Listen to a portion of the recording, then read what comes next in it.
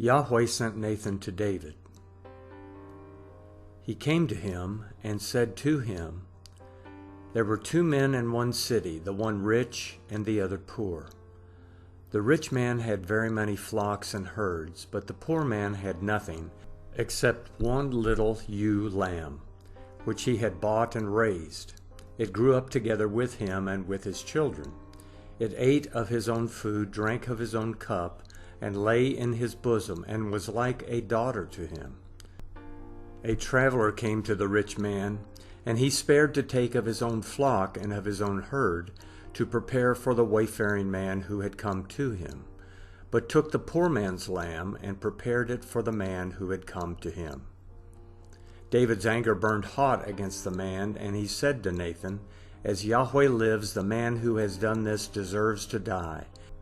He must restore the lamb fourfold because he did this thing, and because he had no pity." Nathan said to David, "You are the man. This is what Yahweh, the God of Israel, says.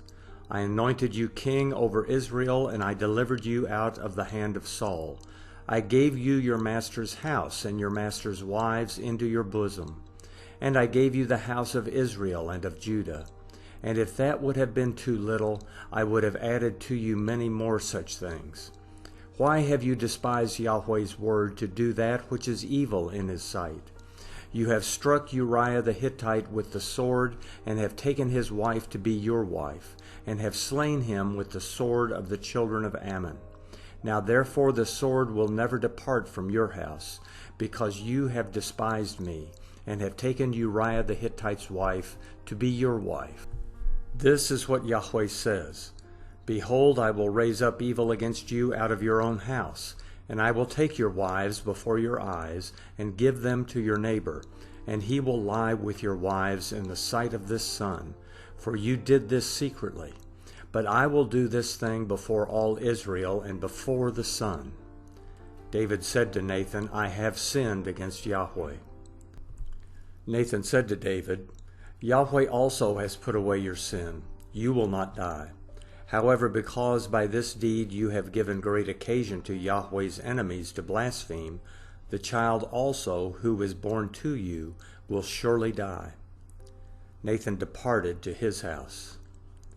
Yahweh struck the child that Uriah's wife bore to David, and it was very sick.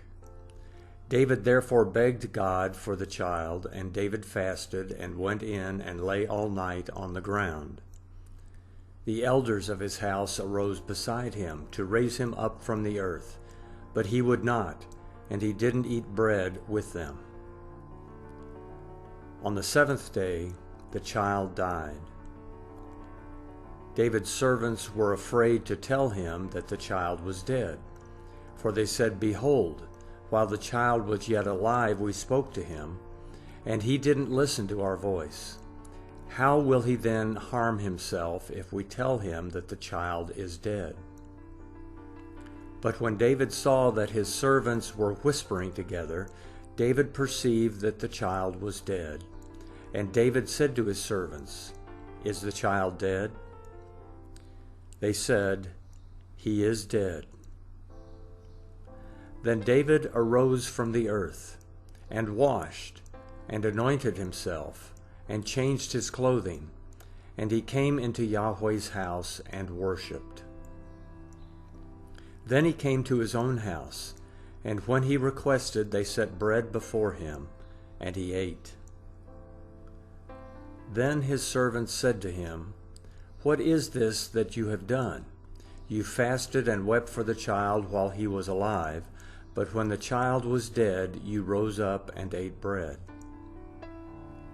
He said, "While the child was yet alive, I fasted and wept. For I said, who knows whether Yahweh will not be gracious to me, that the child may live? But now he is dead, why should I fast? Can I bring him back again? I will go to him, but he will not return to me." David comforted Bathsheba his wife, and went in to her and lay with her. She bore a son, and he called his name Solomon. Yahweh loved him, and he sent by the hand of Nathan the prophet, and he named him Jedidiah for Yahweh's sake. Now Joab fought against Rabbah of the children of Ammon, and took the royal city. Joab sent messengers to David and said, I have fought against Rabbah. Yes, I have taken the city of waters. Now therefore gather the rest of the people together and encamp against the city and take it, lest I take the city and it be called by my name. David gathered all the people together and went to Rabbah and fought against it and took it.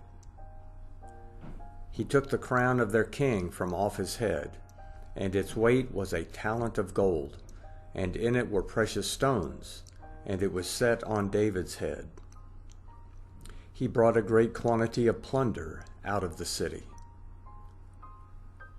He brought out the people who were in it, and put them under saws, under iron picks, under axes of iron, and made them pass through the brick kiln, and he did so to all the cities of the children of Ammon. Then David and all the people returned to Jerusalem.